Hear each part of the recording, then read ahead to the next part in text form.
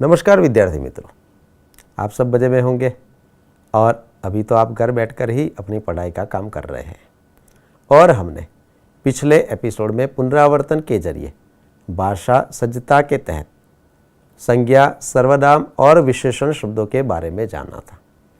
आज हम इसी प्रकार से भाषा सज्जता से जुड़ी हुई एक महत्वपूर्ण बात शब्दकोश के बारे में यहाँ पर जानने और समझने वाले हैं। वैसे तो शब्दकोश से जुड़े हुए कई सारे अभ्यास आपने किए होंगे और उसका क्रम अब आपको पता भी चल गया है, लेकिन उसके बावजूद शब्दकोश के सही क्रम को जानने के लिए, उसके बावजूद शब्दकोश का सही क्रम किस प्रकार से होता है, इसकी सही जानकारी हमारे लिए बहुत ही महत्वपूर्ण है।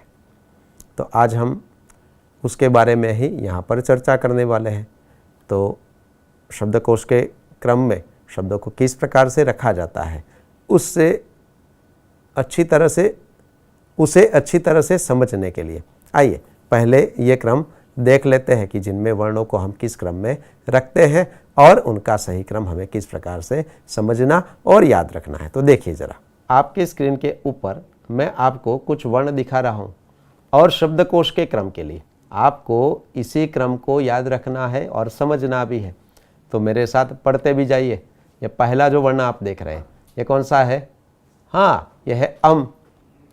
दूसरा है अ, तीसरा है आ, चौथा है ई, पांचवा है ई, छठा है उ, सातवां है उ, आठवां है, हाँ आठवां है री। देखिए रू नहीं, इसका उच्चारण हिंदी में होता है री, है ना? तो आपको भी री बोलना है। तो बोले मेरे साथ एक बार, री। अगला जो वर्ण है ए, अब उसके बाद आएगा ऐ, उसके बाद आएगा ओ और उसके बाद आएगा औ। शब्दकोश का क्रम तय करने के लिए हमें इन स्वरों को इस क्रम में याद रखना आवश्यक है। जब शब्दकोश के क्रम में शब्दों को रखना है तो वर्णमाला का ये क्रम भी हमें जरूर समझना चाहिए। तो जरा एक बार देख लेते हैं। तो देखिए मेरे साथ और वर्णों को जरूर पढ़ते भी जाइए। पहला वर्ण तो आपको पता है क्या, कौन सा है ये? हाँ, ये है क। उसके बाद आएगा, बोलिए, नहीं, उसके बाद आएगा क्ष। आप कहेंगे तो आप गलत पढ़ा रहे हैं, है ना? क्योंकि क के तुरंत बाद तो हमेशा ख आता है। लेकिन मैं आपको एक बार फिर से कह रहा हूं कि जब वर्णमाला लिखते हैं तब क के तुरंत बाद ख आएगा तो आप सही है। लेकिन जब हमें शब्दकोश का क्रम तय करना है, यानी कि शब्दों को शब्दकोश के क्रम में रखना है, तो क के बाद क्ष ही आएगा। ऐसा क्यों हुआ होगा कि क्ष बना है क और श के मिलन से? यानी कि वैसे तो क्ष संयुक्ताक्षर है, संयुक्त वर्ण है और उसमें जुड़ा हुआ है क और श। देख रहे हैं ना आप?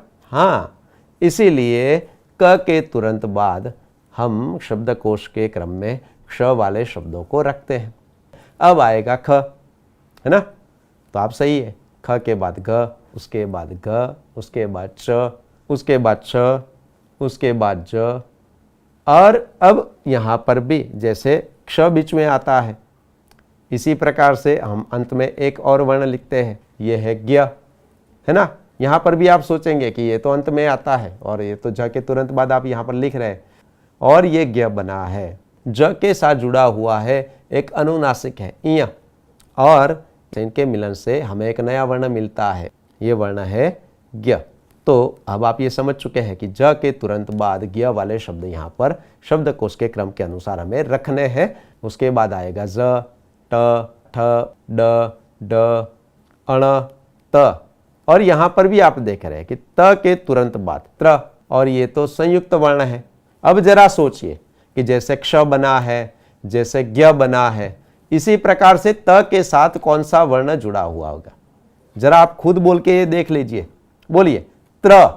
हाँ, तो यहाँ त के साथ एक और वर्ण का उच्चारण भी हम करते हैं। कौन सा वर्ण है जरा सोचिए तो? हाँ, त के साथ जुड़ा हुआ है र, और इसी प्रकार से ये भी संयुक्त वर्ण है।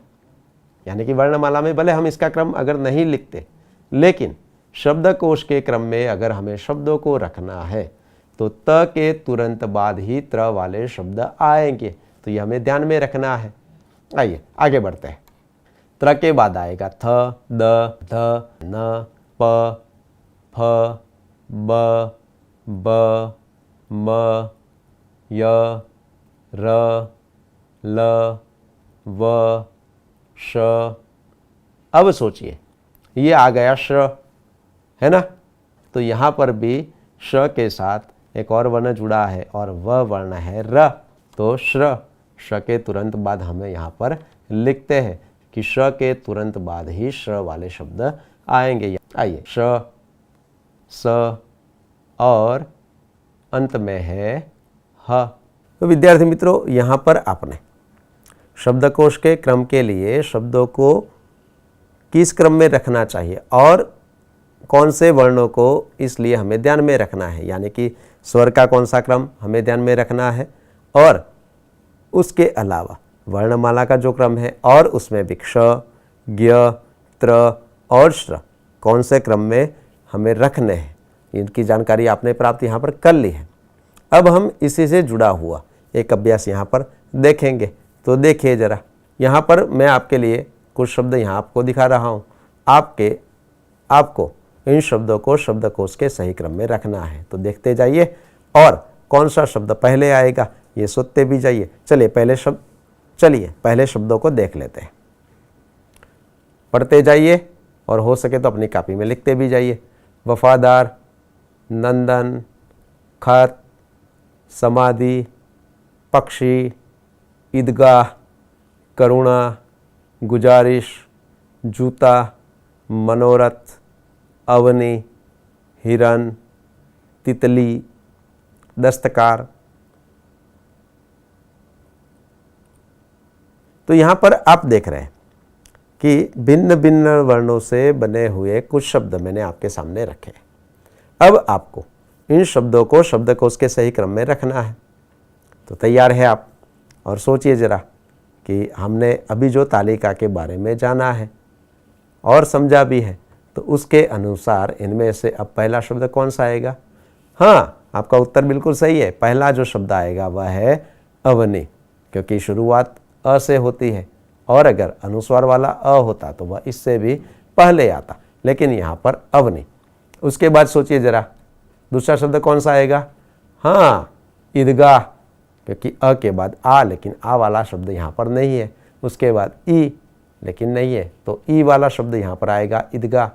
उसके बाद भी सोचिए अगर कोई स्वर वाला शब्द यहाँ पर है, अगर है तो उसका क्रम आपको पता है, नहीं है तो शुरू करते हैं क से, और क वाले जो भी यानी कि क से शुरू होने वाले शब्द अगर है तो उसके बाद क्ष, उसके बाद ग, इसी क्रम में हमें इसको जमाते जाना है। तो हाँ, तीसरा शब्द कौन सा आएगा? हाँ, करुणा, क्योंकि श इसकी शुरुआत क से होती है। और चौथा खत, क के बाद आएगा ख। पांचवा हाँ, ख के बाद आएगा ग यानी कि गुजारिश। उसके बाद आएगा हाँ, घ के बाद आएगा ज तो जूता, और उसके बाद आएगा त तो तितली। उसके बाद आएगा कौन सा शब्द आएगा? सोचिए ज़रा। हाँ, त के बाद आएगा द तो दस्तकार। उसके बाद आएगा न तो नंदन, और उसके बाद आएगा पक्षी, है ना, क्योंकि प, त, थ, द, द, न, प, फिर प के बाद आएगा फ, तो फ वाला नहीं है, ब वाला नहीं है, सीधा म वाला है तो मनोरथ, है ना। उसके बाद आएगा व तो वफादार। उसके बाद शब्द आएगा कौन सा आएगा? समाधि। और अंतिम जो शब्द है वह आएगा यहाँ पर हिरन। तो ये तो आपको सरल लगा होगा कि इस प्रकार से हम शब्दों को अच्छी तरह से जमा सकते हैं, क्योंकि ये भिन्न भिन्न वर्णों से बने हुए शब्द हैं।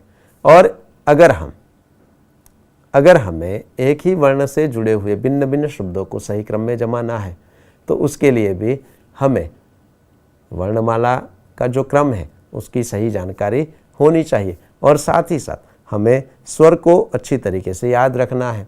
तब हम एक ही वर्ण से बनने वाले कई सारे शब्दों को वो अच्छी तरह से जमा सकते हैं। आइए ऐसा एक और अभ्यास यहाँ पर देख लेते हैं। यहाँ पर मैंने आपके लिए स से शुरू होने वाले सारे शब्द रखे हैं। तो ज़रा पहले शब्दों को पढ़ लेते हैं।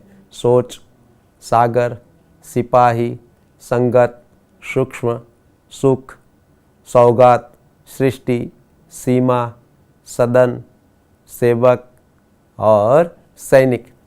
देखिए ये सारे शब्द स से बनने वाले, यानी कि इनकी शुरुआत स से हुई है। अब हमें इनको सही क्रम में रखना है। तो सोचिए, आपको उत्तर ये सोचना भी है और अपनी कॉपी में लिखना भी है और साथ ही साथ मुझे भी बताना है। तो जल्दी से बताइए अब कि भाई पहला शब्द इनमें से कौन सा आएगा, और हमें इन शब्दों को शब्दकोश के क्रम में रखना है ना। ये भी आपको बार बार याद रखना है। हाँ, तो सबसे पहला जो शब्द आएगा संगत आएगा, क्योंकि स पर क्या है, अनुस्वार है, यानी कि हिंदी में अनुस्वार वाले जो शब्द हैं वह पहले आएंगे, यानी कि संगत। उसके बाद हाँ, आपका उत्तर बिल्कुल सही है, सदन आएगा, क्योंकि ये स से जुड़ा हुआ है। और उसके बाद आएगा सागर, सम, स, सा, जैसे कि अम, अ, आ। और उसके बाद आएगा ई, तो यहाँ पर ई से जुड़ा हुआ या बना हुआ शब्द है सिपाही, है ना। यहाँ पर छोटी ई जुड़ी हुई है, यहाँ पर ह्रस्व ई जुड़ी हुई है, इसीलिए सिपाही। और इसी प्रकार से दीर्घई से दीर्घई जुड़ी हुई है, ऐसा स है तो सीमा, यानी कि सिपाही के बाद आएगा सीमा। और उसके बाद आएगा सुख, है ना। और उसके बाद आएगा सूक्ष्म। तो आप ये अच्छी तरह से समझ सकते हैं कि ऐसा क्यों हो रहा है, क्योंकि आपको बार बार स्वर वाला जो क्रम था, यानी कि अम, अ, आ, ई, उसी क्रम को याद रखना है और उसी क्रम में इन शब्दों को रखना है, जमाना है, तब हम सरलता से ये काम कर सकते हैं। और आप अभी वही काम हम यहाँ पर सीख रहे हैं, है ना। तो सूक्ष्म के बाद अब बताइए कि भाई अब कौन सा शब्द आएगा। अब फिर से आपको ये वाला क्रम याद रखना है, अम, अ, आ, ई, उ, और उसके बाद मैंने आपको बार बार ये बताया था कि इसका उच्चारण हमें क्या करना है, हाँ, री करना है। और यहाँ पर री से जुड़ा हुआ कोई शब्द आपको दिखाई दे रहा है? हाँ तो है, तो कौन सा है? हाँ, ये वाला है सृष्टि। देखिए, तो यहाँ पर सुख और सूक्ष्म के बाद आएगा सृष्टि, क्योंकि इसके साथ री जुड़ा हुआ है, इसीलिए हम इसका उच्चारण भी करते हैं सृष्टि। तो आपको ये बात भी समझनी है और ध्यान में भी रखनी है। और उसके बाद तो आपको पता है, उसके बाद आएगा सेवक, उसके बाद आएगा सैनिक, यानी कि से के बाद सई, और उसके बाद आएगा सोच। और अंतिम तो एक ही शब्द बचा है और आप जानते अंतिम एक ही शब्द बचा है और आप जानते हैं कि ये शब्द तो कहाँ आएगा, तो सोच के बाद आएगा सौगात। तो विद्यार्थी मित्रों यहाँ पर फिर सभी दे, तो विद्यार्थी मित्रों यहाँ पर आप ये समझे हैं कि भाई हमें शब्दों को शब्दकोश के क्रम में अगर रखना है तो कौन सी बातों को ध्यान में रखना हमारे लिए बहुत ही महत्वपूर्ण है।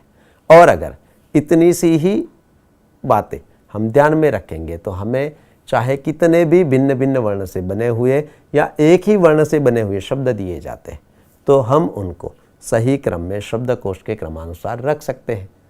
और मैं एक और बात भी आपको बताना चाहता हूँ, आपके स्कूल में इसी प्रकार का शब्दकोश भी है, नन्हा कोश भी है, और इसी प्रकार से बड़ा कोश भी आपके स्कूल में होगा। जब आपके स्कूल खुल जाए तब आपको इन शब्दकोश का भी अभ्यास जरूर करना है कि भाई इसी क्रम में इन शब्दों को इसमें रखा गया है या इनका भिन्न क्रम है। और अगर हमें शब्दकोश के जरिए शब्दों को खोजना है, ढूंढना है, तो हमें कौन सी बातें ध्यान में रखनी है यह आपको शब्दकोश देखकर भी पता चल जाएगा। तो ये आपको ज़रूर करना है ताकि आप अच्छी तरीके से शब्दों को शब्दकोश के क्रम में रख सकें और उसकी सही जानकारी भी आप प्राप्त कर सकें। तो मैं मानता हूँ कि आज आपको बहुत मज़ा भी आया होगा और अब शब्दकोश का क्रम आपके लिए बहुत ही सरल हो गया होगा। तो आपको ज़्यादा से ज़्यादा अभ्यास खुद करने हैं और शब्दकोश के बारे में आपको जानना भी है। तो मिलेंगे दोबारा। धन्यवाद।